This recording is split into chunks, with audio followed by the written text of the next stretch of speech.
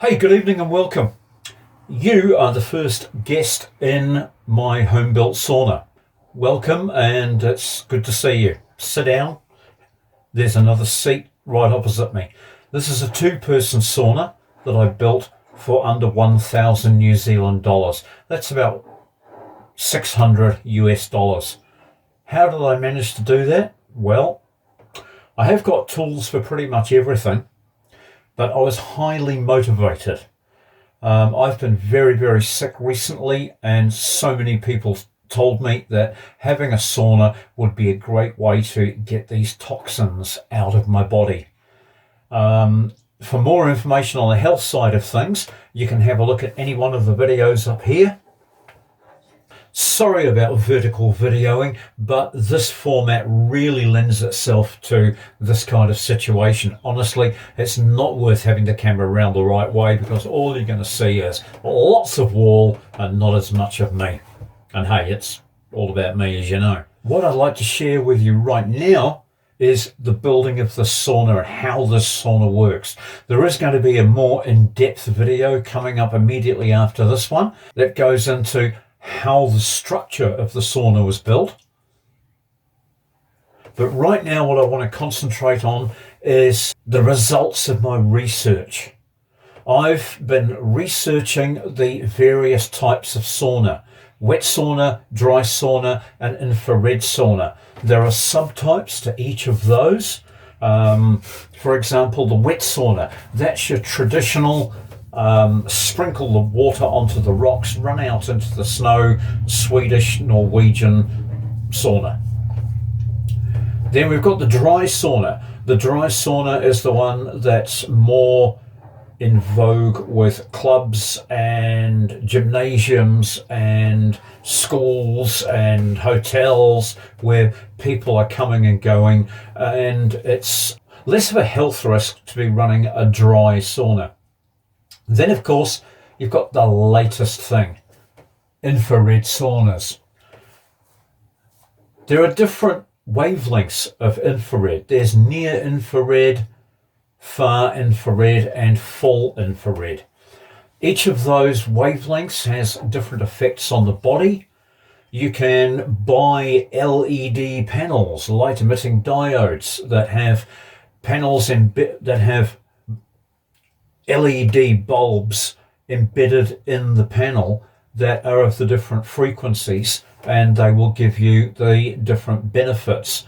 Very, very expensive, and with that comes a very high EMF. The electromagnetic fields that emanate from these things are really, really high. So I didn't like the idea of A, spending a lot of money, and B, bathing myself in EMFs while I'm trying to get well.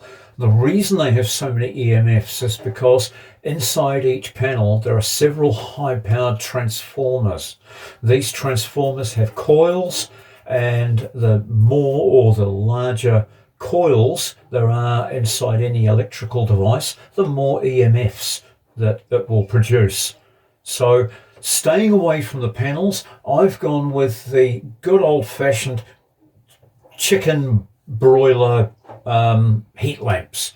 These are far infrared, and over behind you I've got another bulb that's the same as this, but that one is near infrared. Provides shorter wavelengths, and that means if I was to sit on that side, I'd be bathed under more near infrared light, and that would be better for my skin. It would be better for any kind of skin disorders like acne or boils or rashes. The wavelength of near infrared is only penetrates the body half to 1 millimeter, whereas far infrared, this one that I'm under here, that's a deep warming heat. It's the kind of thing that physiotherapists often use to warm muscles up before doing any manipulations or massage. And that will penetrate up to 60 millimeters, which means with, for example, a sore elbow, if you provide the light to both sides, you can get right through a limb, or virtually all the way through a limb, using far infrared. And then just out of shot of the camera, up above your head and my head, I've got a 2-foot long far infrared radiant heater. That's what actually provides the bulk of the heat for in this sauna. It's AC powered, 240 volts in my case, being in New Zealand. It draws a 1000 watt load or a 2000 watt load depending on how I set it. It's beltingly hot in this tiny room on the 2000 watt, so I run it on the 1000 watt, and it has a automatic protection device that stops it overheating. So even though up here I've got 2 thermometers that show me when I'm getting towards 50 or 60 degrees Celsius, this will also turn off at a preset temperature.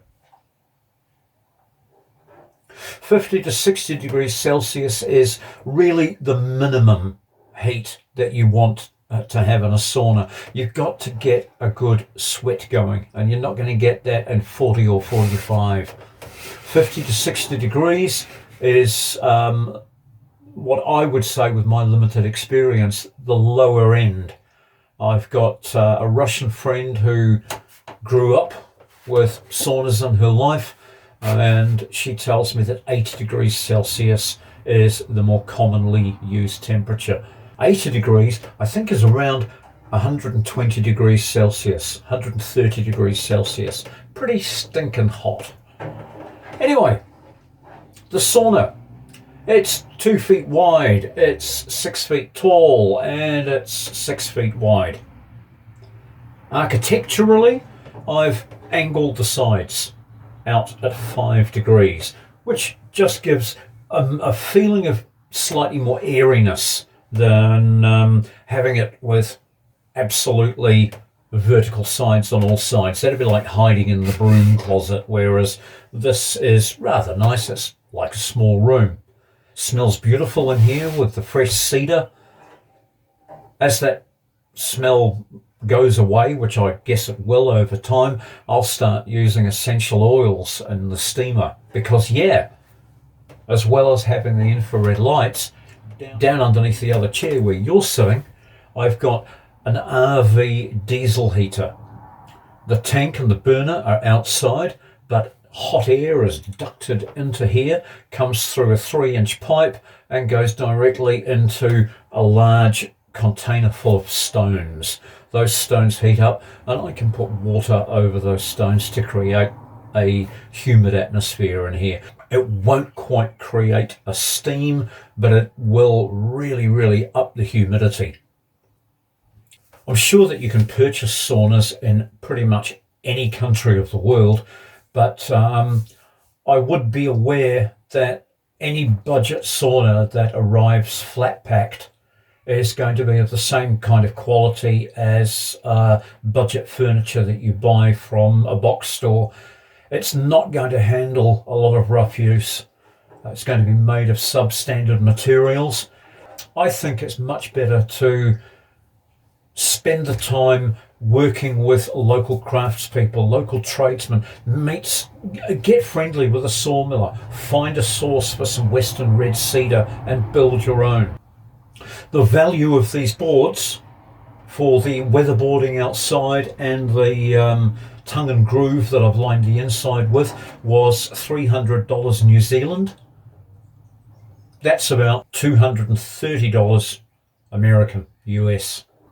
I've kept the wiring to a minimum. You'll find that a lot of purchased saunas are full of fancy coloured lights and sound systems. All of that brings more EMFs. Speakers for a sound system are a huge source of EMF, and imagine having one of those right by your head or by your shoulders or whatever.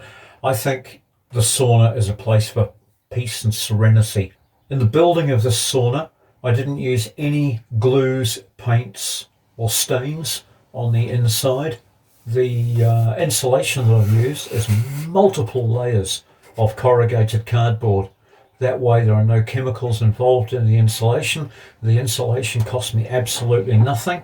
And according to my research, corrugated cardboard per inch is the best insulation material around. The only reason it's not used is because of the inherent fire hazard. This is a remote building, it's away from any others, and I'm responsible enough to play with things without setting fire to them. On the floor, I've used ceramic floor tiles. They're thick, they're about 10 millimeters, 3/8 of an inch, which means that they alone provide fairly good insulation. But as for the walls and the roof, the floor also has very heavy cardboard insulation capsulated inside so that it can't get damp from underneath. It has a plastic barrier. That's the only non-natural material used in the entire structure. Everything else is locally milled timber or recycled cardboard. I've got an iron roof. The sheets of iron on the roof were brand new, unused, but second-hand and free. You know, they were leftovers from a building project, I believe. So the whole thing looks fairly smart, but more on the construction in the next video. In this video, all I wanted to do was just bring to you the basic concept of how I'm doing the heat in here. So just to sum things up, it's a hybrid sauna. It's capable of wet sauna, dry sauna, and 2 different types of radiant infrared heat. As well as the heat, of course, I'm getting the red light therapy. Red light is the wavelength that emanates from the sun in the morning and the evening. It's that lovely dawn and dusk glow that the sun has, and that red light has distinct and proven therapeutic effects on the human body. You can learn more about what they are at this link up here. On the floor, the 10 millimeter thick ceramic floor tiles, none of them match, but they're all relatively similar. I don't care at all. They didn't cost me a bean. This is the great thing about building from other people's rubbish. Every little part is an adventure. You get to weigh up the pros and cons of just how bad will it look if I make it out of this. Is it going to be substandard in its effectiveness? Or am I doing the very best thing at no cost? Well, I've done the sums and I've actually figured out that this thing has cost me around $600 total. That's $600 New Zealand. So we're looking at about 450 US.